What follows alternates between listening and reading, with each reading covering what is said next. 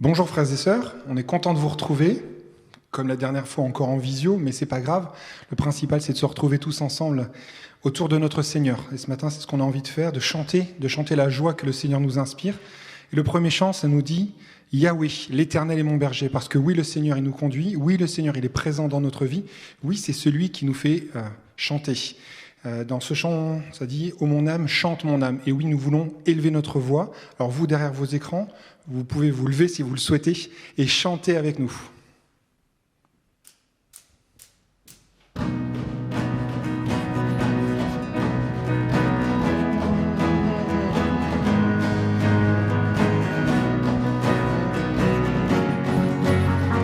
L'Éternel est mon berger, de rien je ne manquerai. Oh mon âme, chante mon âme, pas à pas il me conduit, au bord des eaux calmes je le suis. Oh mon âme, chante mon âme, oui toujours le bonheur et la grâce m'accompagneront devant sa face, dans sa présence, tellement de joie, tellement de joie. Et tant qu'il se trouve auprès de moi, aucun mal, mon âme, tu ne craindras. Et dans son temps, je reviendrai, je reviendrai. Et si je traverse encore la vallée de l'ombre de la mort, oh mon âme, chante mon âme, puisqu'il m'aime le premier, non rien ne pourra me séparer de son amour, de son amour. Oui, toujours le bonheur et la grâce m'accompagneront devant sa face, dans sa présence, tellement de joie, tellement de joie. Et tant qu'il se trouve auprès de moi, aucun mal, mon âme, tu ne craindras. Et dans son temps, je reviendrai, je reviendrai.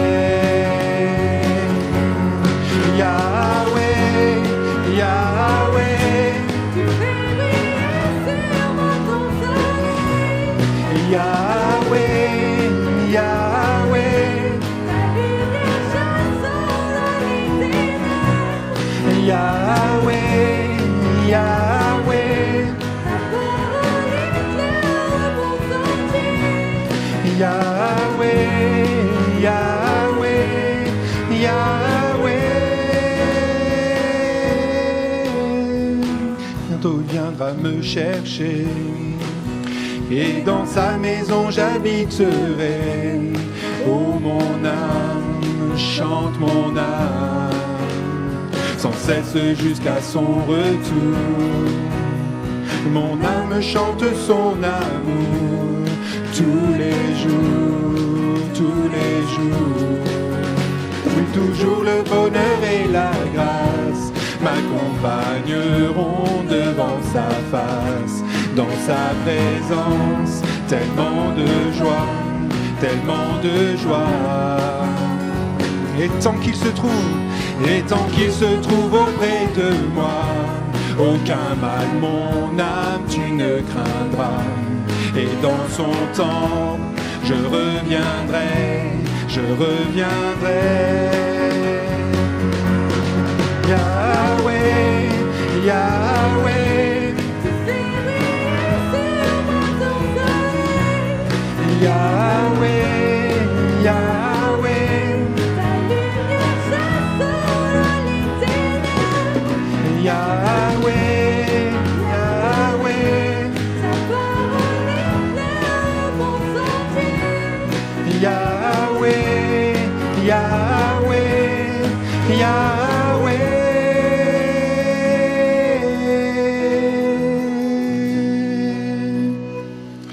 Oui, le Seigneur est vivant dans nos vies. Oui, le Seigneur apporte quelque chose de plus. Et pourquoi ? Parce qu'il n'est pas seulement le roi de nos vies, il est le roi des cieux. C'est le chant suivant qui nous dit « Jésus, que ton règne vienne ». C'est un chant qu'on ne connaît pas trop dans notre église, mais on va l'apprendre ensemble. « Jésus, que ton règne vienne, que ta volonté soit faite ». Et c'est ce qu'on veut que le Seigneur fasse, sa volonté dans nos vies.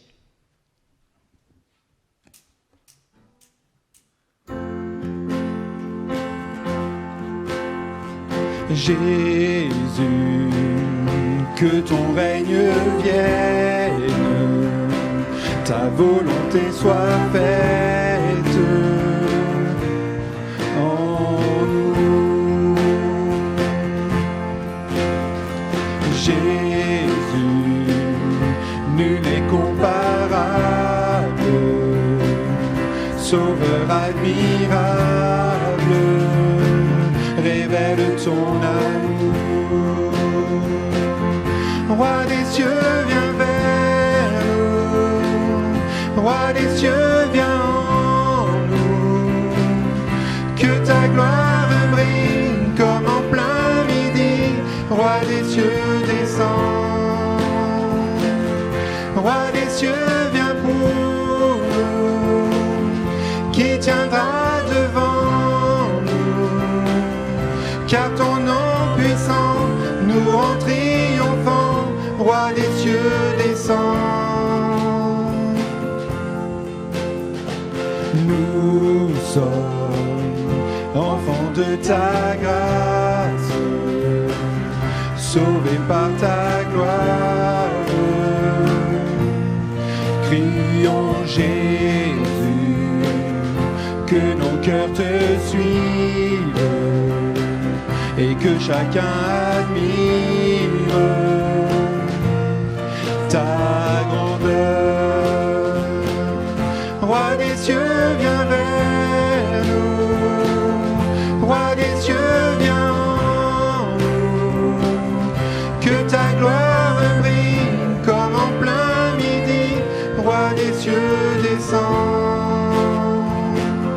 Roi des cieux, viens pour nous.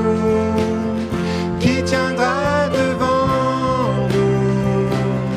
Car ton nom puissant nous rend triomphants. Roi des cieux, descends.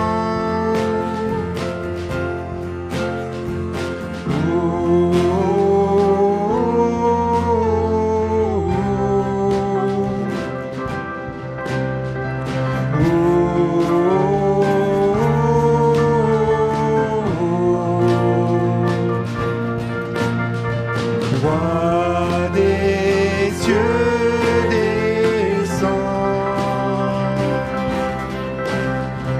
Roi des cieux, descends. Roi des cieux, descends. Roi des cieux, descends. Roi des cieux, viens vers nous. Viens devant nous. Que ton nom puisse comme en plein midi. Roi des cieux, descends. Roi des cieux, viens pour nous. Qui tiendra devant nous? Car ton nom puissant nous rend triomphants. Roi des cieux, descends. Roi des cieux, viens pour nous. Roi des cieux, viens pour nous. Qui tiendra devant nous? Car ton nom puissant nous rend triomphants. Roi des cieux, descends.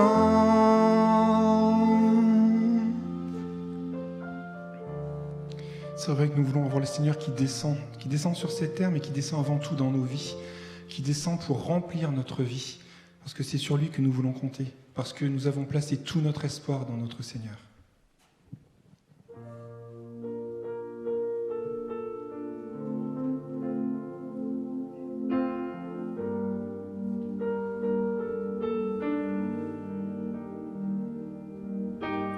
Rien ne saurait me détourner de ton amour, il dure à jamais. chaque jour je tiendrai bon. Je compterai sur toi.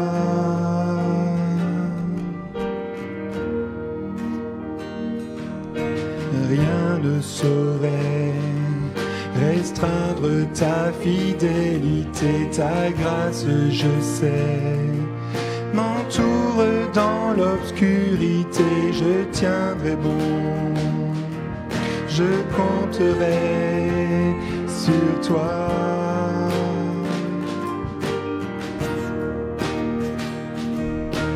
Je ne peux saisir tes voies, mais je me confie en toi. Tout mon espoir est établi sur ton amour et ta justice. Je ne suivrai nulle autre voie. Je me confie, m'appuie sur toi. Tiendrai bon. Je compterai sur toi.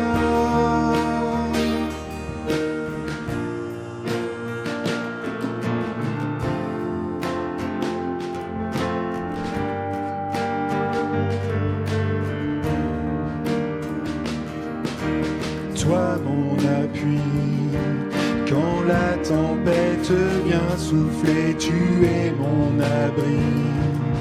Et quand survient l'adversité, je tiendrai bon, je compterai sur toi.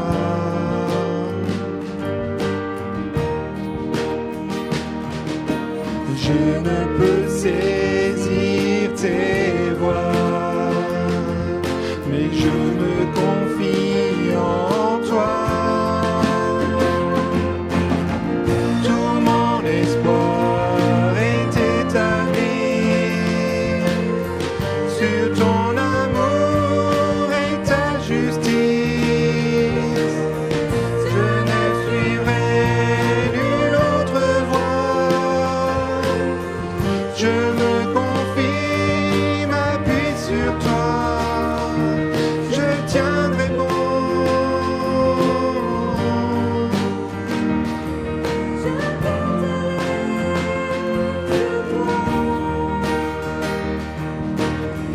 Tout mon espoir est établi sur ton amour et ta justice.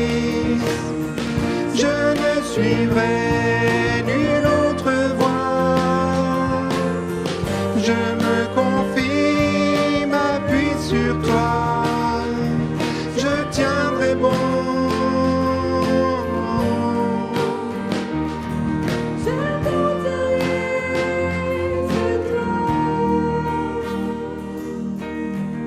Tout mon espoir est établi sur ton amour et ta justice.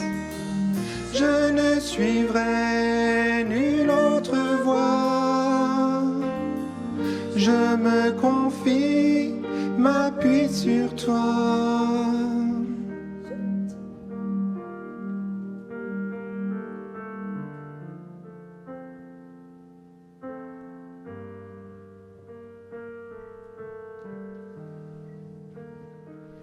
C'est vrai, ce matin, nous voulons complètement compter sur notre Dieu. Le chant suivant nous dit « Conduis-moi, conduis-moi, Père, parce que je viens devant toi, simplement, humblement, avec mes forces, mais surtout avec mes faiblesses. Je veux les reconnaître devant toi, Seigneur. Je veux tout placer au pied de ta croix, savoir que tu vas me conduire. »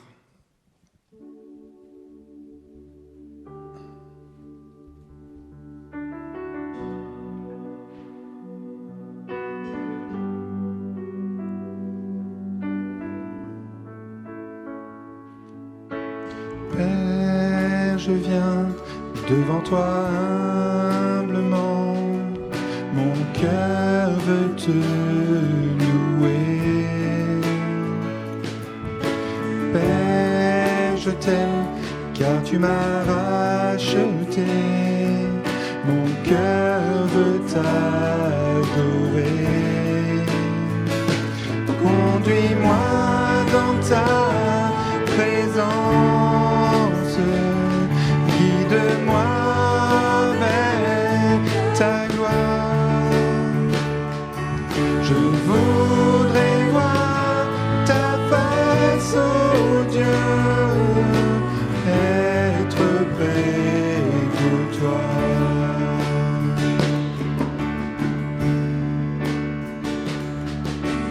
Père, je t'aime devant toi humblement, mon cœur veut te louer. Père, je t'aime car tu m'as racheté, mon cœur veut t'adorer. Conduis-moi dans ta présence, guide-moi vers ta gloire. Je voudrais voir ta face, oh Dieu, être près de toi. Conduis-moi dans ta présence, guide-moi vers ta gloire. Je voudrais voir ta face, oh Dieu, être près de toi. Conduis-moi dans ta présence, guide-moi vers ta gloire. Je voudrais voir ta face, oh Dieu, être près de toi. Conduis-moi dans ta présence, guide-moi vers ta gloire. Je voudrais voir ta face, oh Dieu, être près de toi.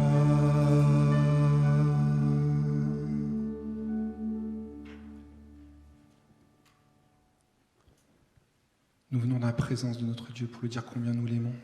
Notre dernier chant est un vrai chant d'adoration pour dire « Je viens dans ta présence, mon Dieu. Je veux me tenir devant toi parce que c'est là où se trouve la victoire, la paix, la joie.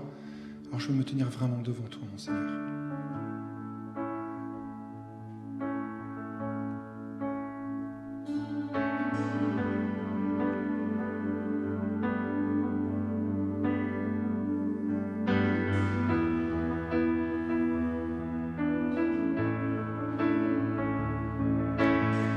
Je viens dans ta présence, Seigneur de l'univers. Rien n'a plus d'importance, rien n'a plus de valeur. Je viens chercher ton cœur, trouver ta volonté, me tenir prosterné en chantant tes louanges. Ton nom est grand, ton nom est saint, ton nom est digne de louange.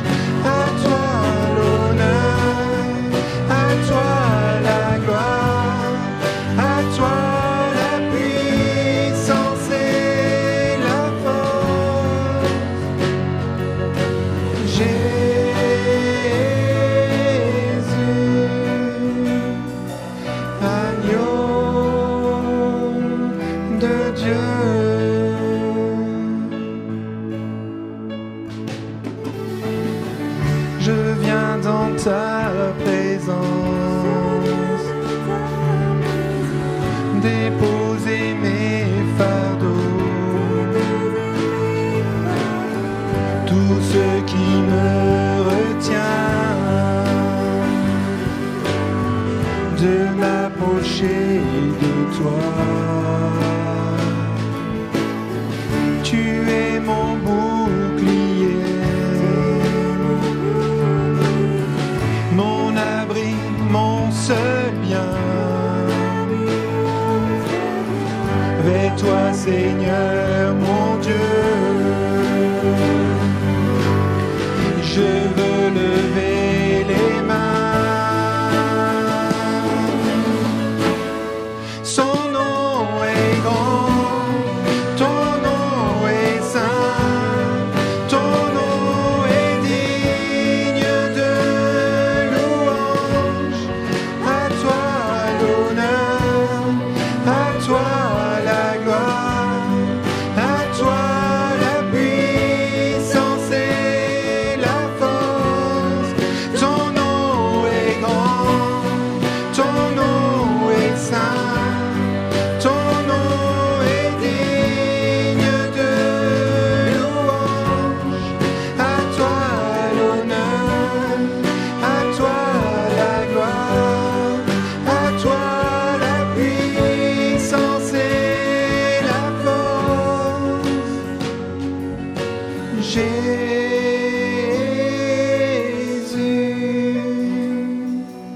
agneau de Dieu. Oui, c'est vrai, Seigneur, ce matin, nous voulons élever nos voix vers toi. Nous voulons te dire combien nous t'aimons. Nous voulons dire combien nous voulons t'adorer, Seigneur, parce que tu as fait quelque chose dans nos vies qui a changé nos vies. Tu es venu dans nos vies, tu as donné le salut, tu as donné la paix, tu as donné la joie. Et nous voulons vraiment, Seigneur, te rendre gloire, te rendre grâce pour ce que tu as fait. Nous voulons te dire merci, mon Jésus. Nous voulons pouvoir profiter de ces moments, Seigneur, particuliers, parce que nous voulons nous approcher de toi. Nous voulons vraiment nous tenir dans ta présence, Seigneur. Alors vraiment, Seigneur, bénis la suite de ces moments. Bénis, Seigneur, la prédication de ta parole, Seigneur, que tu puisses vraiment bénir ton serviteur et que nous puissions être attentifs à ce que tu as à nous dire, mon Jésus. Merci pour tout ce que tu fais, Seigneur. Merci pour ta présence. Merci pour tes bénédictions, mon Jésus. Amen. Maintenant, nous allons laisser la place à Sébastien pour qu'il puisse nous apporter toute la parole que le Seigneur a mise sur son cœur. Voilà, bonjour à tous, très heureux de vous retrouver pour notre culte de ce dimanche 31 mai. Même si c'est encore une fois par la vidéo interposée, eh bien, cela nous permet néanmoins d'être ensemble, d'être connectés et de pouvoir eh bien, nous retrouver, même si c'est virtuellement. Encore une fois, que Dieu soit béni, que Dieu vous bénisse. Je crois que nous avons tous hâte, en tout cas je l'espère, de nous retrouver, d'être ensemble, de pouvoir célébrer notre Dieu, notre Sauveur Jésus-Christ, tous ensemble et d'un même cœur, et j'espère que nous pourrons le faire aussi vite que possible. Voilà. Mais tout en prenant les précautions nécessaires afin de préserver la santé de chacun. Alors je sais que c'est dans le calendrier civil aujourd'hui le week-end de Pentecôte, et je n'ai pas forcément prévu de vous prêcher sur la Pentecôte, tout simplement parce qu'en cherchant la pensée de Dieu, en priant pour ces moments, Dieu a mis une pensée sur mon cœur concernant la volonté de Dieu. Je ne veux pas me laisser ficeler par le calendrier civil, mais je veux être sensible à la voix de Dieu, à l'Esprit de Dieu qui, lui, connaît les besoins des cœurs, connaît les besoins de chacun d'entre nous, connaît les besoins de ceux qui regarderont cette vidéo, et mon désir est vraiment d'être sensible à ce que l'Esprit de Dieu voulait bien déposer sur mon cœur et que je puisse partager bien avec vous. Alors pour cela, je vous invite à faire une lecture avec moi dans le livre des Romains, l'épître de Paul aux Romains, chapitre 12, verset numéro 1, épître de Paul aux Romains, chapitre 12, verset numéro 1. Et j'en profite pour remercier encore une fois les musiciens qui sont disponibles, Samuel, Naomi, Fabien, enfin tous ceux qui étaient présents ce matin pour nous conduire dans la louange et dans l'adoration de notre Dieu. Alors, je ne vais pas tous les citer, mais encore une fois, un grand merci à chacun d'entre vous. On vous bénit dans le nom du Seigneur Jésus. Donc Romains chapitre 12, verset numéro 1. Je vous exhorte donc, frères, par les compassions de Dieu, à offrir vos corps comme un sacrifice vivant, saint, agréable à Dieu, ce qui sera de votre part un culte raisonnable. Ne vous conformez pas au siècle présent, mais soyez transformés par le renouvellement de l'intelligence, afin que vous discerniez quelle est la volonté de Dieu, ce qui est bon, agréable et parfait. Afin que vous discerniez la volonté de Dieu, ce qui est bon, agréable et parfait. J'aimerais vous lire ce texte dans d'autres versions. Je pense que c'est toujours enrichissant de pouvoir lire les textes que nous lisons dans la version second, habituellement, bien dans d'autres versions, même si je sais que d'autres églises, quelquefois adoptent des versions différentes. Donc, dans la version Semeur, il est dit ceci: « Je vous invite donc, frères, à cause de cette immense bonté de Dieu, à lui offrir vos corps comme un sacrifice vivant, saint et qui plaise à Dieu. Ce sera là de votre part un culte spirituel.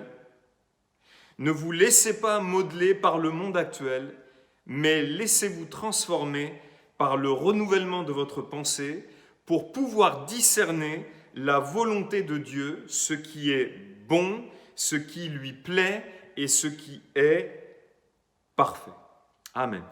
Alors, qu'est-ce que nous enseigne ? Ces deux versets de l'Écriture sainte.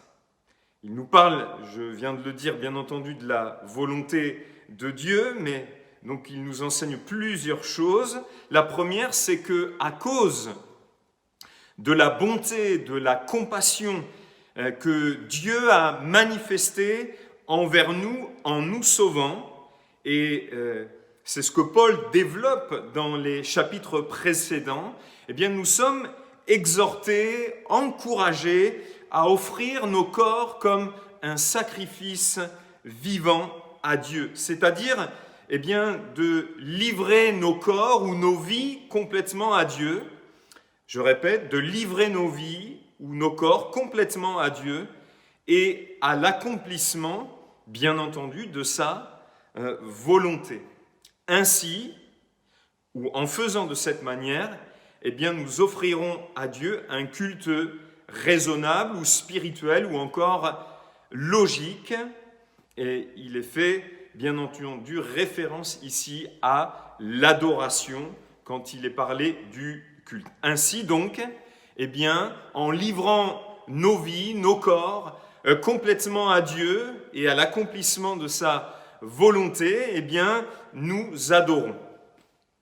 Pour arriver à cela, à cette réalité dont je viens de parler, notre objectif doit être de ne pas nous conformer au monde présent, mais d'être transformés par le renouvellement de l'intelligence, ou cela signifie encore de la pensée, afin de discerner la volonté de Dieu, ce qui est bon, agréable et parfait. Donc, nous voyons ici que la volonté de Dieu, il est nécessaire quelquefois de la discerner, et pour cela, nous avons besoin d'être renouvelés dans notre intelligence, mais que cette volonté de Dieu, elle est bonne, elle est agréable, c'est-à-dire qu'elle plaît à Dieu et elle est parfaite. En accomplissant la volonté de Dieu, nous rendons un culte à Dieu, nous adorons également. J'aimerais vous citer ce verset du livre de la Genèse, au chapitre 22, verset 5, où il est dit concernant Abraham qu'il dit à ses serviteurs « Restez ici avec l'âne, moi et le jeune homme, nous irons jusque-là pour adorer. » C'est-à-dire jusqu'à cet endroit qu'il était en train de leur montrer. « Et nous reviendrons auprès de vous. » Et pour Abraham, ici, adorer signifiait faire la volonté de Dieu obéir à ce que Dieu lui avait demandé, qui n'était pas quelque chose d'évident, puisque Dieu lui avait demandé d'offrir son fils, le fils de la promesse, Isaac en sacrifice. Abraham était prêt à le faire, et la Bible nous dit pourquoi il était prêt à le faire, parce qu'il croyait que Dieu était puissant pour ramener à la vie les morts. Gloire à Dieu. Donc adorer pour Abraham ici signifiait faire la volonté de Dieu, obéir à ce que Dieu lui demandait. Dans la suite de cette lettre, Paul mettra en évidence par plusieurs exemples des domaines où nous ne devons pas nous conformer au siècle présent. Exemple, Romains 13, verset 1, que toute personne soit soumise aux autorités supérieures, car il n'y a point d'autorité qui ne vienne de Dieu, et les autorités qui existent ont été instituées par Dieu. Ici, dans le contexte, l'apôtre Paul fait mention des autorités qui nous gouvernent. Et même si, nous le verrons tout à l'heure, nous devons être soumis aux autorités à condition, bien entendu, qu'elles ne nous demandent pas d'obéir à des choses qui soient contraires à la volonté de Dieu. Donc ici, dans le texte que nous avons lu, il est question de discerner la volonté de Dieu en étant renouvelée dans notre intelligence. La volonté de Dieu. Cette expression revient à plusieurs reprises dans les Écritures ou dans l'Écriture. C'est un sujet, je crois, qui doit nous préoccuper, où nous devons nous soucier d'accomplir la volonté de Dieu, mais cela aussi doit nous amener à nous poser des questions ou à réfléchir sur ce sujet. La volonté de Dieu, quand on en parle, il y a une volonté, je dirais, qui est révélée, qui est générale, et puis il y a une volonté de Dieu spécifique, c'est-à-dire pour chaque croyant, nous le verrons tout à l'heure, mais je crois déjà que nous pouvons dire que tout chrétien né de nouveau, et d'ailleurs on est chrétien uniquement par la nouvelle naissance, est animé de cette pensée. Je crois que tout homme, toute femme né de nouveau, habité par l'Esprit de Dieu, scellé par le Saint-Esprit, est animé de cette pensée, du désir d'accomplir la volonté de Dieu. Non seulement la volonté générale de Dieu qui nous est révélée, et puis la volonté spécifique de Dieu pour chacun d'entre nous. Tout homme, toute femme né de nouveau est animé de cette pensée. Il désire, il veut faire la volonté de Dieu. Et la chair s'oppose à cette réalité. L'homme irrégénéré, l'homme livré à lui-même, l'homme charnel, qui n'est pas habité de l'Esprit de Dieu, ne se préoccupe pas de la volonté de Dieu. Ça n'a pas d'importance pour lui. Mais le croyant, lui, est animé de cette pensée. Il désire accomplir et faire la volonté de Dieu. Non seulement la volonté révélée de Dieu, la volonté générale de Dieu, mais aussi la volonté spécifique de Dieu pour sa vie. C'est quelque chose qui le préoccupe, c'est quelque chose pour lequel il prie, c'est quelque chose pour lequel il cherche Dieu de tout son cœur. Jésus dira, Marc 3, 35, « Car quiconque fait la volonté de Dieu, celui-là est mon frère, ma sœur et ma mère. » Et le verbe faire ici, quiconque fait la volonté de Dieu, peut signifier aussi pratique. C'est une pratique, une manière de vivre. Mais tout en pratiquant quelque chose, il peut arriver que l'on se trompe. Qui d'entre nous ne s'est jamais trompé sur la volonté de Dieu? Qui d'entre nous, par exemple, n'a pas pris ses désirs personnels pour la volonté de Dieu dans sa vie?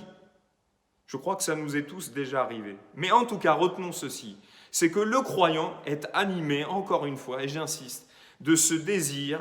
C'est une préoccupation qui l'habite.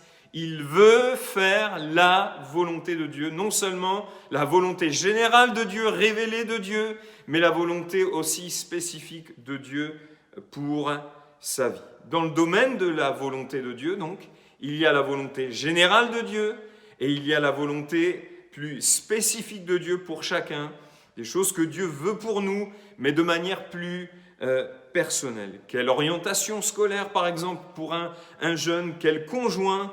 Et j'ajoute entre parenthèses que ce n'est pas parce qu'il est chrétien que c'est la volonté de Dieu. Mais quelle est la volonté de Dieu aussi plus générale dans le domaine du mariage? Est-ce que la volonté de Dieu, c'est que un croyant se marie uniquement avec un croyant? C'est des questions que nous devons nous poser, qui doivent nous préoccuper.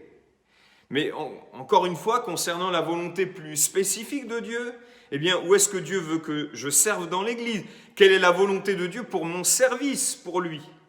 Quelle est la volonté de Dieu dans telle situation ou dans telle circonstance? Est-ce que la volonté de Dieu, c'est que je déménage pour aller à tel endroit, que je change d'emploi, que j'aille dans cette région, que je réponde à cette proposition professionnelle qui m'est faite? Vous savez, nos choix sont tellement importants. C'est comme une semence dans notre vie. Et ce que nous semons, nous le récoltons aussi. Si nous semons, selon la volonté de Dieu, si nous accomplissons la volonté de Dieu spécifique pour notre vie, alors c'est bon, c'est agréable et c'est parfait. Et encore une fois, c'est quelque chose qui doit nous préoccuper. Alors, comment trouver la volonté de Dieu? Comment discerner la volonté de Dieu dans notre vie? Il y a, selon moi, et je n'ai pas de réponse toute faite ce matin, même si je vous donnerai quelques pistes à la fin, je crois que concernant la volonté spécifique, plus personnelle de Dieu dans notre vie, il nous faut déjà, premièrement, nous préoccuper de la volonté générale de Dieu,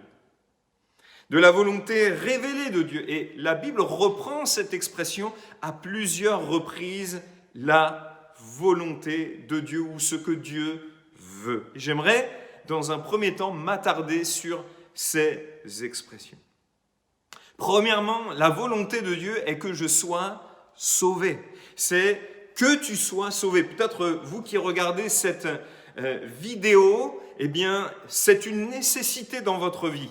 La première étape, je crois, c'est d'être sauvé. La Bible nous dit dans 2 Pierre 3, 9, « Le Seigneur ne tarde pas dans l'accomplissement de la promesse comme quelques-uns le croient, mais il use de patience envers vous, ne voulant pas qu'aucun périsse, mais voulant que tous arrivent à la repentance. » La volonté de Dieu ici, c'est qu'aucun ne périsse, mais que tous, et c'est ce que Dieu veut, parviennent ou arrivent à la repentance. 1 Timothée chapitre 2 verset 3, « Cela est bon et agréable devant Dieu notre Sauveur. » Et cela fait référence à ce que l'apôtre Paul dit précédemment, qui veut que tous les hommes soient sauvés et parviennent à la connaissance de la vérité. Voyez-vous, la première étape, je crois, pour pouvoir discerner la volonté de Dieu dans notre vie de manière plus personnelle, c'est déjà de s'attacher à ce que Dieu veut de manière plus générale. Et la Bible nous dit que premièrement, ce que Dieu veut, c'est que nous soyons sauvés. C'est que nous entrions dans le salut que Dieu a préparé pour nous et qu'il a manifesté dans la personne et dans l'œuvre de Jésus-Christ. Peut-être que tu nous regardes, peut-être que vous nous regardez et que vous n'êtes pas encore sauvés. Est-ce que tu es sauvé ou encore perdu? Qu'est-ce qu'il faut pour être sauvé?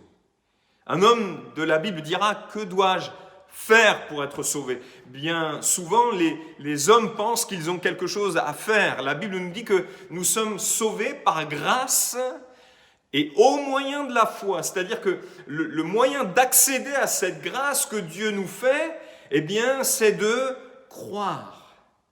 Croire. Et cet homme qui dira « Que dois-je faire pour être sauvé ?»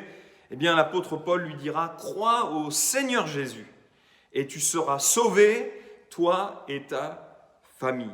Je fais une parenthèse ici, ce verset n'est pas, comment dirais-je, une garantie que toutes nos familles, tous les membres de nos familles soient sauvés. Parce que les faits montrent le contraire. Il arrive que dans une famille chrétienne, eh bien, tous ne soient pas sauvés. Et si c'était une règle générale, eh bien, cette parole, parce que la parole de Dieu s'accomplit toujours, eh bien, tous seraient sauvés. Or, les faits montrent le contraire. Il faut être réaliste, mes frères et sœurs. Nous prions, nous désirons, nous mettons tout en œuvre pour que notre famille soit sauvée. Mais les gens ont besoin de faire leur choix. Nos enfants ont besoin de faire leur choix. Et peut-être toi qui me regardes, toi qui es un enfant de croyant, ce n'est pas parce que tes parents sont sauvés que tu es sauvé. Tu as besoin de faire tes choix personnels. Crois au Seigneur Jésus et tu seras sauvé. C'était, je crois, une parole de sagesse pour cet homme, comme relier une parole de connaissance, j'en suis persuadé, mais les faits montrent le contraire. Et si les faits montrent le contraire dans notre monde aujourd'hui, si dans une famille certains sont croyants, d'ailleurs la Bible dit que dans une même famille, l'un sera pris, l'autre sera laissé, ça montre bien que tous ne seront pas sauvés. Certains auront refusé le salut que Dieu leur aura proposé, offert en Jésus-Christ. Mais donc la première étape, c'est d'être sauvé. La volonté de Dieu, c'est de te sauver, c'est de nous sauver. Qu'est-ce qu'il faut pour être sauvé ? Il faut tout simplement avoir écouté ou être à l'écoute de l'Évangile, de la prédication de la croix, avoir été convaincu par le Saint-Esprit de péché, de justice et de jugement. À l'écoute de ce même Évangile et de la prédication de la croix, la Bible nous dit que c'est comme une tristesse selon Dieu, que Dieu produit dans le cœur de celui qui écoute le message de l'Évangile, la prédication de la croix, qui nous amène à la repentance, qui nous amène à nous détourner de nos mauvaises voies, qui nous amène à confesser notre culpabilité, nos péchés, nos offenses à Dieu.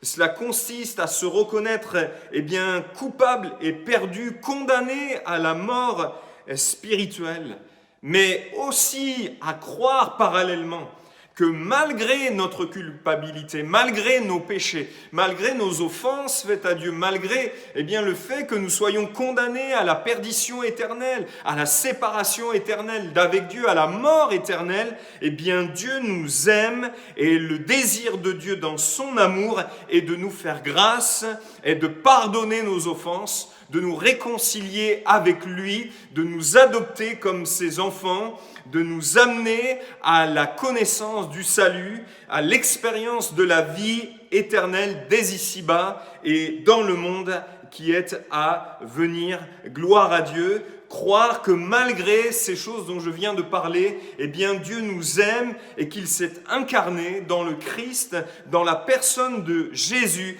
pour se charger de notre culpabilité, de nos péchés. Il s'est substitué à notre condamnation à mort pour nous sauver. Amen. Il est mort pour nous tous et pour que nous soyons encore une fois, sauvés. Ça, c'est la première étape. Toi qui m'écoutes, cher ami, est-ce que tu es sauvé ?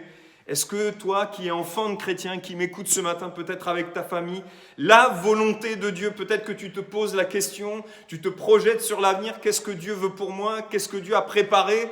Quelle épouse Dieu veut pour moi ? La première des choses, c'est pas de se projeter dans ces choses-là, c'est d'être sauvé. C'est que tu sois sauvé. Et j'insiste là-dessus. Je crois que c'est le premier besoin de l'être humain, c'est d'être sauvé, c'est d'être réconcilié avec son Créateur par la foi en Jésus-Christ. C'est de recevoir le pardon de ses péchés, c'est de recevoir la vie éternelle comme une grâce venant de Dieu. Alléluia. Puis la volonté, deuxièmement, de Dieu, ce que Dieu veut, la Bible nous dit dans Éphésiens 5, 17, c'est que nous soyons remplis du Saint-Esprit. La Bible dit que nous soyons continuellement remplis du Saint-Esprit. Éphésiens 5, 17. C'est pourquoi ne soyez pas inconsidérés, mais comprenez quelle est la volonté du Seigneur. Bien entendu, Ce verset s'inscrit dans un contexte, un développement, encore une fois, de l'apôtre Paul, qu'on ne peut pas négliger. Mais il ajoute, ne vous enivrez pas de vin, c'est de la débauche. Soyez au contraire remplis de l'Esprit, remplis du Saint-Esprit. La volonté de Dieu, après nous avoir sauvés, même si c'est en espérance et que ce salut se manifestera pleinement au retour de Jésus-Christ, la volonté de Dieu, c'est que nous soyons des hommes et des femmes, des croyants, remplis de l'Esprit, remplis du Saint-Esprit. Comme une personne ivre, et on a l'impression que Paul fait un parallèle ici, comme une personne ivre est sous l'influence du vin, le croyant doit vivre sous l'influence de la personne du Saint-Esprit en étant rempli de celui-ci. Non pas rempli de vin, c'est de la débauche, mais rempli du Saint-Esprit, sous l'influence complète du Saint-Esprit. La volonté de Dieu, après nous avoir sauvés, n'est pas que nous soyons des croyants charnels, des enfants en Christ, dit l'apôtre Paul en écrivant aux Corinthiens. Mais c'est de faire de nous des hommes et des femmes remplis du Saint-Esprit, sous l'influence véritablement du Saint-Esprit. Quand on est sauvé, on reçoit l'Esprit. Romains, chapitre 8, verset 9. Pour vous, vous ne vivez pas selon la chair, mais selon l'Esprit, si du moins l'Esprit de Dieu habite en vous. Si quelqu'un n'a pas l'Esprit de Dieu, il ne lui appartient pas. Paul déclare donc à chaque croyant en qui l'Esprit de Dieu réside ou demeure, et Jésus l'avait dit qu'il enverrait le Consolateur qui demeurera avec nous éternellement, la volonté de Dieu, c'est que l'Esprit de Dieu qui réside ou demeure dans chaque croyant, nous en soyons bien remplis de cet Esprit. Si on prend une image ou un exemple, imaginez que vous veniez chez moi, que je ferme la porte une fois que vous êtes entré dans la maison. Une fois la porte fermée, que je vous dise, allez dans toutes les pièces, ouvrez les tiroirs, ouvrez les armoires, allez dans toutes les pièces de la maison, faites comme chez vous, regardez partout où vous voulez regarder, allez partout où vous voulez aller. C'est comme si vous remplissiez en réalité la maison. Dieu veut non pas que l'Esprit de Dieu réside en nous seulement, mais que nous soyons au bénéfice ou sous l'influence complète du Saint-Esprit, qu'il remplisse quelque part tous les domaines de notre vie, qu'il remplisse notre vie, que nous soyons complètement remplis, continuellement remplis du Saint-Esprit, c'est-à-dire soumis à son influence et au bénéfice pleinement de tout ce que le Saint-Esprit est, et même de sa puissance. Amen. L'Esprit de Dieu peut résider dans le cœur d'un croyant, dans la vie d'un croyant, mais que celui-ci ne soit pas au bénéfice de la puissance du Saint-Esprit, de la puissance, relative à la personne du Saint-Esprit. Car le Saint-Esprit n'est pas une puissance, le Saint-Esprit est une personne puissante.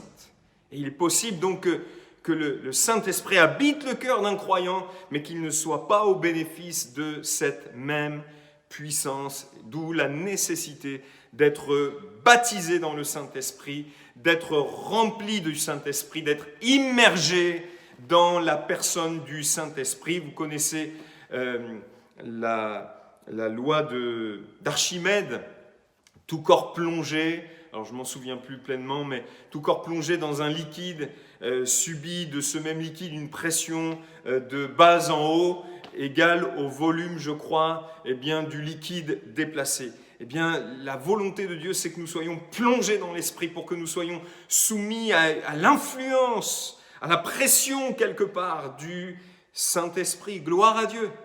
Et pour remplir quelque chose Eh bien, je prendrai deux images. Il faut avoir soif, et Jésus le dira, si quelqu'un a soif, qu'il vienne à moi et qu'il boive. Et des fleuves d'eau vive couleront de son sein. Quand on est rempli, ça déborde. Amen. Et quand on est rempli de l'Esprit de Dieu, rempli de la vie de Dieu, eh bien, cette vie va déborder au travers de nos vies, vers les autres. Mais pour eh bien, être rempli, il faut aller à la source, il faut boire et reboire, il faut continuellement aller à la source. Mais je préfère encore une fois cette image. Pour remplir un récipient, il faut le plonger. Si vous prenez un récipient, vous le plongez dans un liquide, et que ce récipient, bien entendu, a une ouverture, si vous plongez une bouteille dans l'eau, dans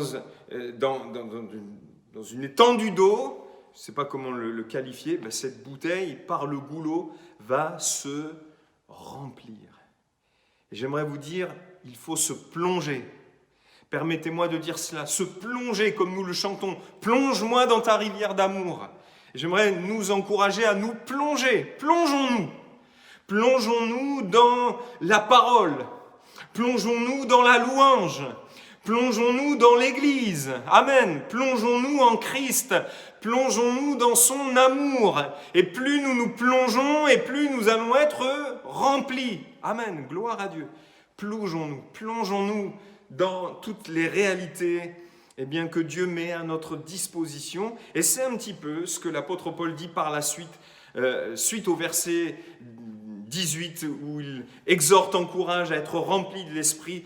Entretenez-vous par des psaumes, la parole, même si c'était des psaumes chantés, par des hymnes, par des cantiques spirituels, chantant et célébrant de tout votre cœur les louanges du Seigneur. Comme s'il y avait un chemin ici, une voie qui permettrait de faire l'expérience de cette plénitude. Plongeons-nous dans la parole, plongeons-nous dans l'Église, plongeons-nous dans les chants, plongeons-nous dans l'œuvre de Christ, plongeons-nous dans la louange, plongeons-nous dans toutes ces réalités-là. Amen. J'ai vu des gens déborder en louange quelquefois et dans des temps de louange à l'Église être remplis du Saint-Esprit. Oh, ils ne chantaient pas du bout des lèvres. La Bible dit chantant de tout votre cœur. Mais chantant de tout leur cœur, ayant les pensées fixées sur Jésus, amen, ayant les pensées remplies de Jésus, de son œuvre, de son amour, et bien tout d'un coup, ils se sont mis à parler dans d'autres langues, comme plongés dans l'esprit, et comme un débordement qui a pris place, et qui est manifesté par le parler en langue. Gloire à Dieu. La volonté de Dieu, c'est que tu sois rempli du Saint-Esprit. C'est que tu sois rempli de la vie de Dieu, c'est que tu sois sous l'influence du Saint-Esprit.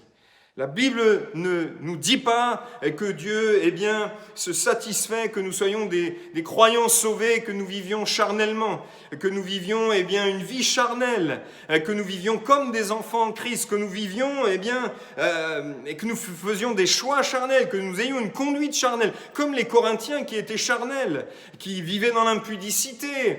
Et pourtant, l'apôtre Paul ne remet pas en question leur expérience avec Christ, leur identité de chrétiens, mais il leur dit, voilà, que vous êtes enfants de Dieu maintenant, vous devriez vivre autrement. Ils vivaient charnellement, il y avait des divisions parmi eux, des querelles, des luttes, des rivalités, ils s'attaquaient les uns les autres en justice, il y avait beaucoup de passivité quant au péché. Bref, cette église de Corinthe, caractérise vraiment ce qu'est un croyant charnel. Troisièmement, la volonté de Dieu, c'est notre sanctification. 1 Thessaloniciens chapitre 4 verset 3, ce que Dieu veut, c'est votre sanctification, c'est que vous vous absteniez de l'impudicité, c'est que chacun de vous sache posséder son corps dans la sainteté et l'honnêteté sans vous livrer à une convoitise passionnée comme font les païens qui ne connaissent pas Dieu.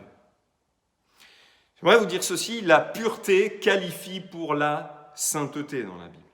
Je répète, la pureté qualifie pour la sainteté. Et ici, nous devons donc nous abstenir de l'impudicité, porneia en grec.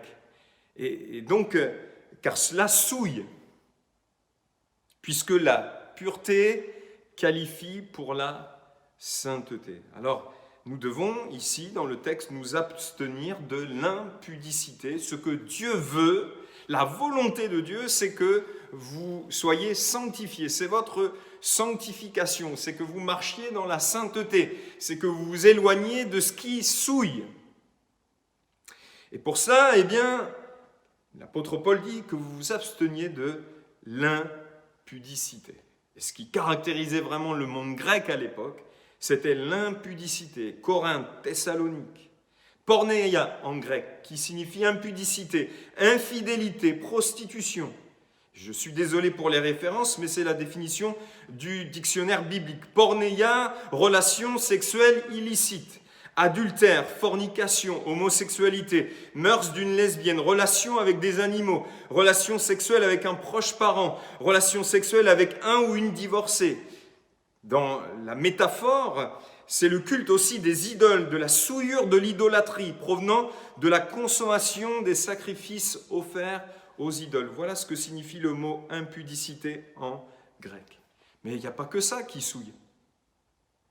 Bien entendu, Paul ici fait référence à cette réalité parce que c'est vraiment quelque chose qui caractérisait le monde de l'époque. Mais ce que Dieu veut, c'est notre sanctification. C'est non seulement que nous nous abstenions de l'impudicité, mais que nous nous abstenions de tout ce qui souille, que nous nous en séparions. Amen. Car je vous rappelle que sanctifier veut dire mettre à part pour être séparé. Pas seulement mettre à part pour séparer, pour être séparé de quelque chose. Des paroles peuvent souiller. Des pensées peuvent souiller. Tout péché, dès lors que nous manquons le but, eh bien, fixé par Dieu, cela souille. Par exemple, un sentiment, même petit, de haine envers mon prochain, de propre justice, de supériorité par rapport aux autres, un sentiment, eh bien, de jalousie, d'avarice. Voilà ce qui peut sortir du cœur de l'homme. Et la Bible nous dit que c'est ce qui sort du cœur de l'homme qui souille. Et salir l'homme. Il en est de même de l'orgueil, de quelque façon, eh bien, qu'il se manifeste. Orgueil d'ethnie, de supériorité de couleur. Quand je vois ce qui se passe aux États-Unis, ça déchire mon cœur. De position sociale, de profession, d'intelligence, de famille, de spiritualité aussi même, d'église. Tout ça, eh bien mes frères et sœurs, ça sort du cœur et ça souille. Amen. Quelquefois, nous ne percevons pas toujours des choses qui nous souillent. Et on a besoin de l'éclairage de Dieu. Nous avons besoin de la sensibilité au Saint-Esprit qui, lui, sait ce qui souille. Amen. Parce que c'est l'Esprit Saint. Et nous avons besoin de cette sensibilité.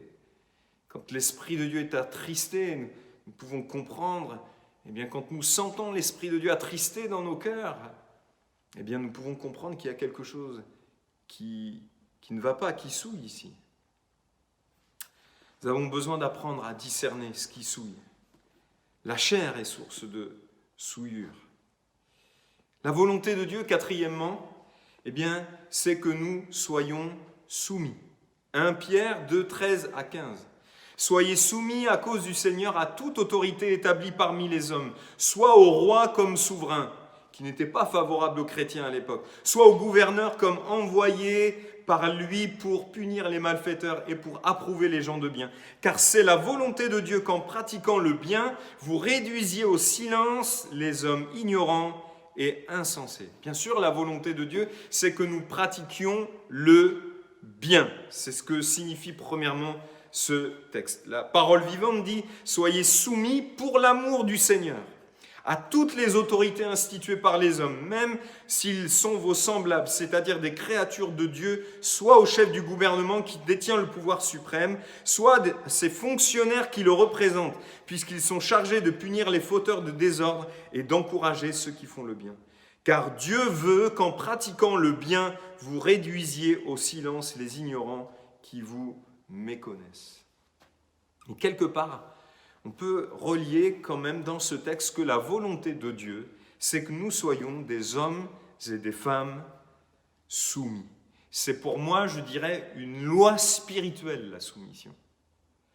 La femme à son mari, les enfants aux parents, les employés aux employeurs, Nous devons être soumis à toute autorité. Le principe de l'autorité a été établi par Dieu. Et la Bible nous dit, soumettez-vous les uns aux autres dans la crainte du Seigneur. C'est-à-dire, par motif de crainte envers Dieu, nous devons nous soumettre les uns aux autres. Qu'est-ce que ça veut dire? Eh bien, dans le texte de l'apôtre ici, c'est se soumettre dans l'ordre que Dieu a établi. Donc, la femme doit se soumettre à son mari, les enfants aux parents, l'employé doit se soumettre à son employeur, tout citoyen doit se soumettre à l'État, aux autorités, aux fonctionnaires même, que quelque part, eh bien, le gouverneur ou le chef d'État a établi.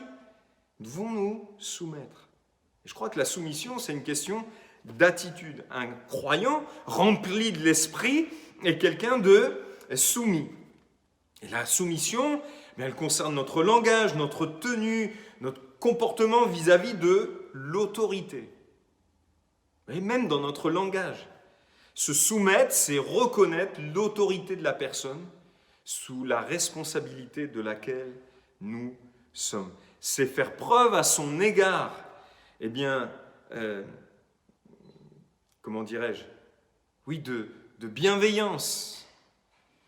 C'est faire preuve à son égard de bienveillance, c'est la traiter de façon respectueuse. La soumission doit être absolue, car la parole de Dieu nous l'exige, que toute personne soit soumise aux autorités supérieures, car il n'y a point d'autorité qui ne vienne de Dieu. Et les autorités qui existent ont été instituées par Dieu, nous dit l'Écriture. Alors je dirais ceci, c'est que la soumission, elle est absolue, parce que c'est un principe spirituel, c'est le principe de l'autorité qui vient de Dieu. Donc toute autorité, eh bien, nous devons soumission. Mais l'obéissance, elle est relative.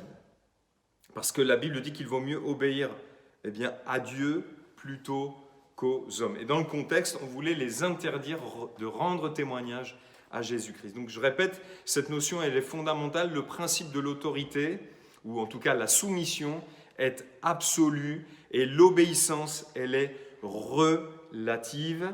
Nous pouvons être amenés, eh bien, à désobéir aux hommes pour obéir à Dieu. Ne pas se soumettre, c'est de la rébellion. Peu importe la sphère, qu'elle soit familiale, professionnelle ou spirituelle, Dieu ne nous encourage pas à la rébellion. L'absence de hiérarchie, bien souvent, enfin, c'est pas dans l'Église, je ne veux pas dire de hiérarchie, mais l'absence du principe d'autorité, en fait, eh bien, n'a que pour conséquence, finalement, l'anarchie. Cinquièmement, d'ailleurs, le diable n'a pas voulu se soumettre à Dieu. Il s'est révolté contre l'autorité divine. Vous voyez, le principe de l'autorité. Quand on se révolte contre le principe de l'autorité, eh bien, on n'est sûrement pas animé de l'Esprit de Dieu, mais plutôt de l'Esprit de celui qui règne sur ce monde. Et il suffit de regarder, mes frères et sœurs, chers amis, aujourd'hui, combien le principe de l'autorité est remis en question. Il n'y a plus ce principe de soumission à l'autorité. On se révolte contre l'autorité. À l'école, on se révolte contre l'autorité policière, même si quelquefois elle peut déborder. Mais je sens vraiment qu'il y a comme un principe de rébellion vis-à-vis de l'autorité. Et ce principe de rébellion vis-à-vis de l'autorité aujourd'hui, eh bien, n'est que l'expression de celui qui règne sur ce monde. Et la Bible nous dit qui règne sur ce monde, c'est tout simplement le diable.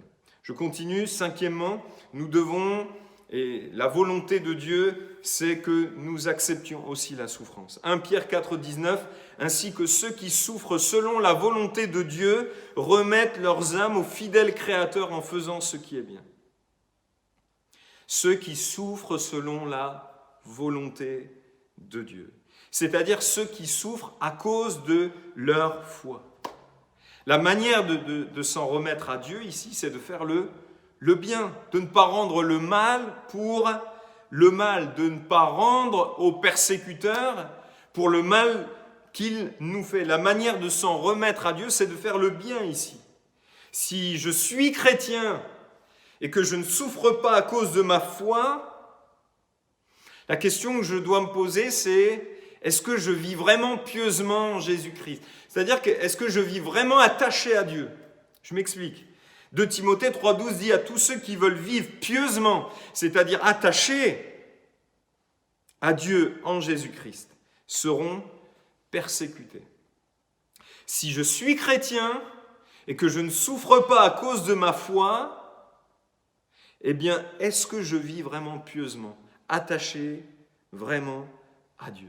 Parce que cet attachement à Dieu, eh bien, m'amènera à me positionner, à dire non, à refuser, à affirmer ma foi, à proclamer ma foi aussi. Amen. Et c'est ce que les premiers disciples faisaient. Malgré les risques de souffrance, ils proclamaient en qui ils croyaient. Et vivre pieusement en Jésus-Christ, c'est être amené à faire des refus, à faire des choix qui vont à contre-courant, qui quelquefois vont m'amener encore une fois à souffrir, mais à être attaché, vivre pieusement en Jésus-Christ, c'est proclamer en qui je crois. Amen.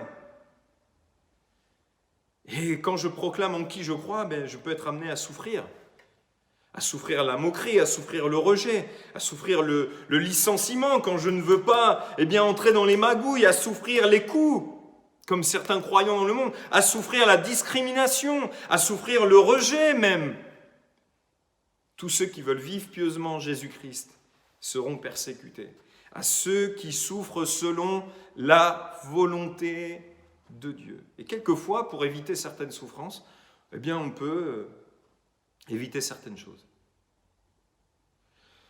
Non, la Bible nous dit à ceux qui souffrent selon la volonté de Dieu, parce qu'ils sont attachés à Dieu, parce qu'ils proclament en qui ils croient, parce qu'ils proclament qui est leur sauveur. On peut souffrir même sur le plan familial, mais gloire à Dieu, nous n'aurons pas renié en qui nous croyons et nous aurons vécu pieusement en Jésus-Christ. Et puis, dernier point, la volonté de Dieu, c'est que je sois reconnaissant. Amen. La volonté de Dieu, c'est que je sois reconnaissant. 1 Thessaloniciens 5,18 « Rendez grâce en toutes choses, car c'est à votre égard la volonté de Dieu en Jésus-Christ. » Amen.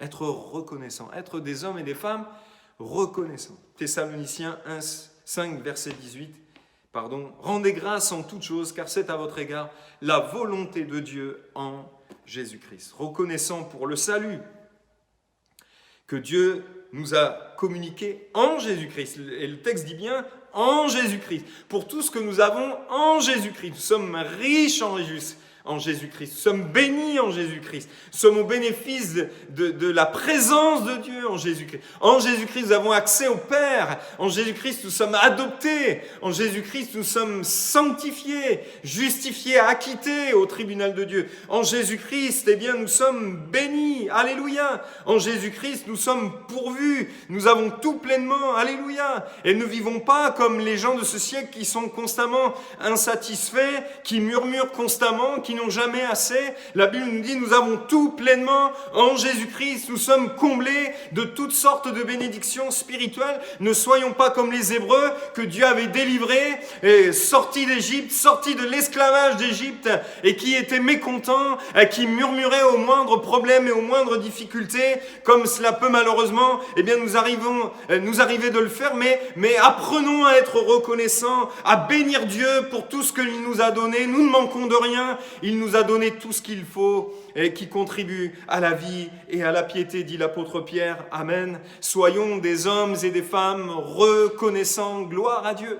Soyons des hommes et des femmes reconnaissants. Rendez grâce en toutes choses en Jésus-Christ, car c'est là la volonté de Dieu à votre égard. Soyons des hommes et des femmes qui débordent de reconnaissance. Et je crois vraiment que lorsque la grâce vraiment nous inonde, lorsque le message de la grâce inonde nos cœurs et nos pensées, lorsque nous considérons toute la bonté que Dieu a témoignée envers nous, nous qui étions rebelles, ennemis de Dieu, destinés à la colère, lorsque nous prenons conscience de cela, de toute la grâce que Dieu a manifestée envers nous, nous serons des hommes et des femmes remplis, débordants de reconnaissance. Chaque jour dans notre culte personnel, dans nos cultes avec l'Église, nous allons déborder de reconnaissance. Et peut-être au lieu de considérer ce que nous n'avons pas, eh bien nous allons considérer tout ce que nous avons dans le Seigneur Jésus. Amen. Et ça, c'est quelque chose qui caractérise aussi notre monde aujourd'hui. J'aimerais terminer avec une réalité. Comment discerner la volonté de Dieu spécifique pour ma vie? J'aimerais vous parler un petit peu de George Muller. Mais avant ça, j'aimerais vous dire ceci. La Bible nous dit dans le psaume 37, verset 4, « Fais de l'Éternel tes délices et il te donnera ce que ton cœur désire. » Comment est-ce que je comprends personnellement ce verset? Si nous faisons de l'Éternel nos délices, nous allons nous préoccuper de la volonté révélée de Dieu. C'est-à-dire que nous allons nous préoccuper de tout ce que je viens de dire, où nous retrouvons cette expression, la volonté de Dieu, ou ce que Dieu veut. Si nous nous préoccupons, si nous faisons de l'Éternel nos délices, si nous trouvons auprès du Seigneur notre plus grand plaisir et dans sa volonté notre plus grand plaisir, je suis persuadé qu'il nous donnera ce que nos cœurs désirent. Ce n'est pas un chèque en blanc, ça veut dire tout simplement qu'il mettra dans notre cœur les choses qui correspondent à sa volonté plus spécifique et plus personnelle pour notre vie. Amen. C'est une autre manière de voir ce verset. Si tu te préoccupes de la volonté de Dieu, si tu te fais de l'Éternel tes délices, il mettra dans ton cœur des choses plus personnelles pour toi, pour ce qu'il a prévu pour toi, pour sa volonté personnelle, la volonté plus personnelle de Dieu pour toi. Et comme c'est lui qui le met, forcément ce sera exaucé, forcément ces choses s'accompliront. J'aimerais vous partager ce petit témoignage. Alors que j'étais dans le sud de la France et que je servais le Seigneur, un jour, je suis sorti dehors et je regardais le ciel, voyez-vous. Et je pensais à Abraham qui regardait le ciel, je regardais les étoiles. Et je me souviens avoir fait cette prière. Et c'était un moment vraiment de ma vie où je me préoccupais de la volonté de Dieu, de la volonté révélée de Dieu pour moi. C'était important pour moi, dans les moindres détails, mais la volonté révélée déjà dans la parole. J'ai dit, Seigneur, tu vois, j'aimerais voyager pour toi un jour, prêcher l'évangile, voir l'œuvre de Dieu, bénir des croyants qui sont en difficulté. Et j'aimerais vous dire que vraiment Dieu a exaucé cette prière. Dieu m'a fait la grâce d'aller dans divers pays comme l'Indonésie, comme l'Algérie. Dieu m'a fait la grâce d'aller au Bangladesh. Dieu m'a fait la grâce d'aller en Inde. Dieu m'a fait la grâce de visiter, d'être un encouragement au Maroc pour des croyants. Je crois vraiment, quand on fait de l'Éternel nos délices, il mettra dans nos cœurs des choses que lui désire pour nous, des choses plus personnelles. Enfin, j'aimerais terminer avec ceci.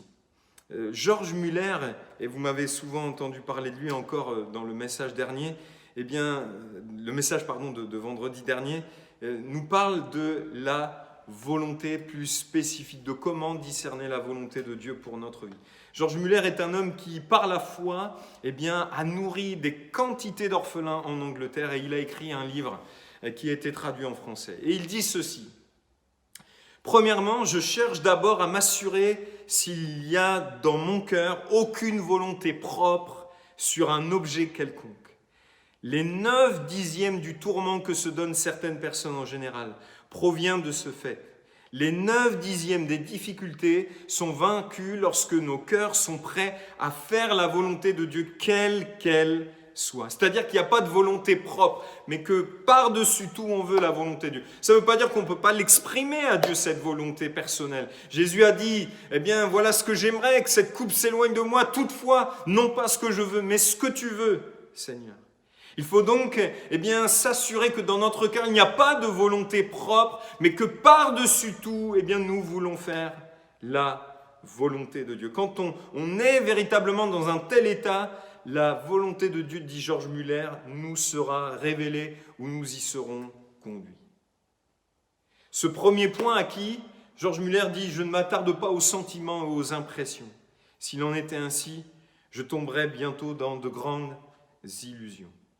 Je cherche la volonté de Dieu, de l'Esprit de Dieu dans sa parole, L'Esprit et la parole vont ensemble. Si je consulte le Saint-Esprit seul, sans la parole, je puis encore me faire des illusions. Si le Saint-Esprit me conduit, ce sera toujours en accord avec les Écritures. Ensuite, dit-il, je mets dans la balance les circonstances.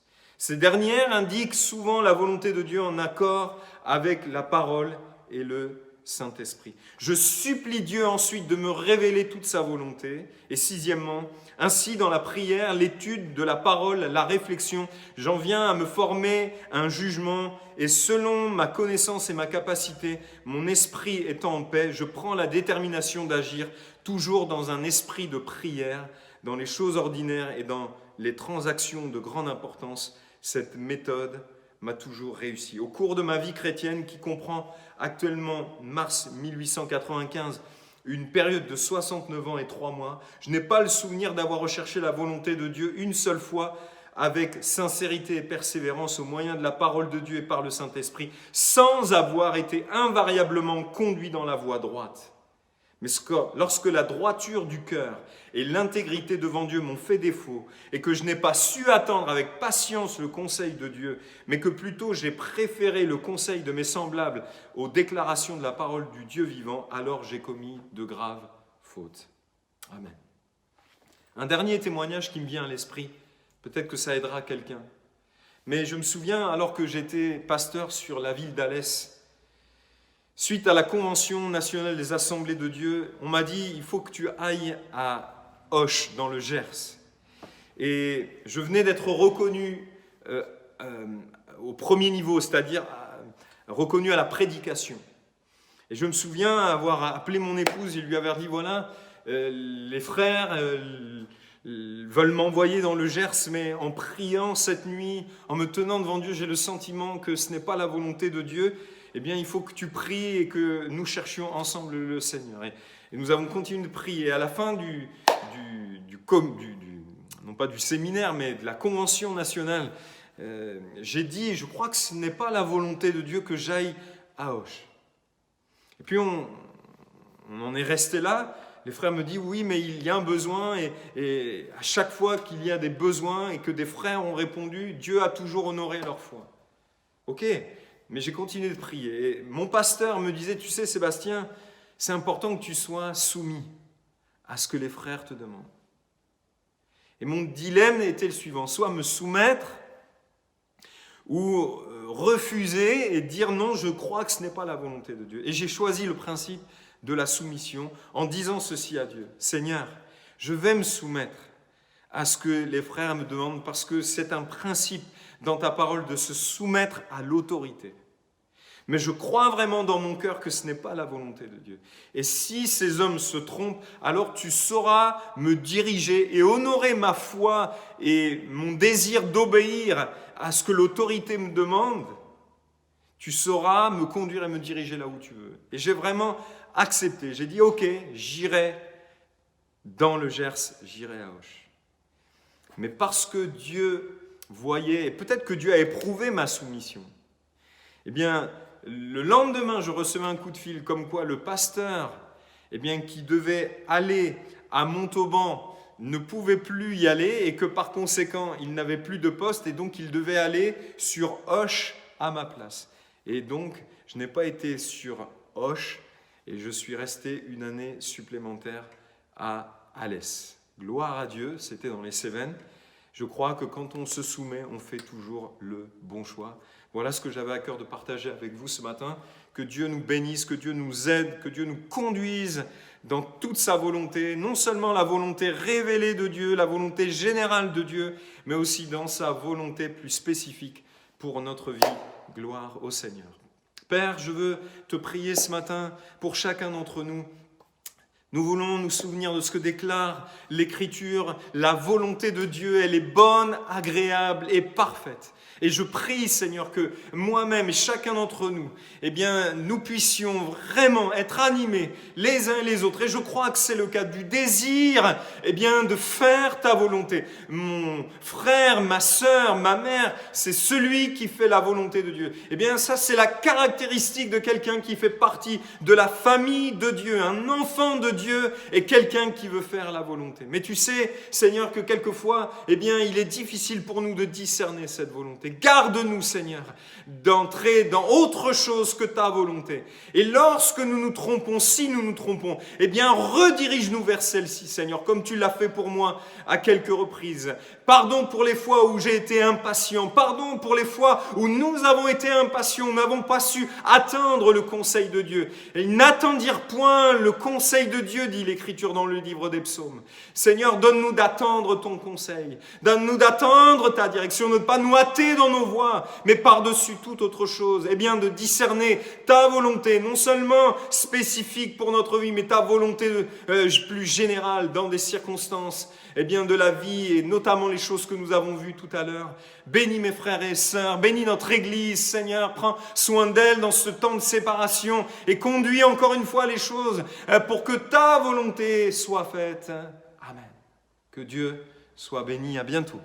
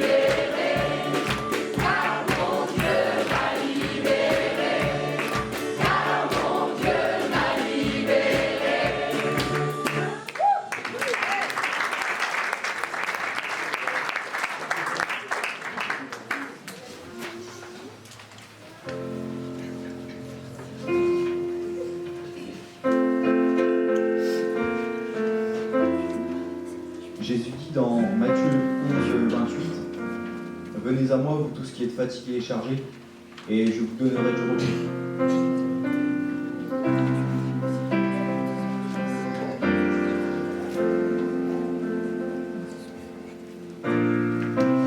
Aucun problème n'est trop grand pour le Dieu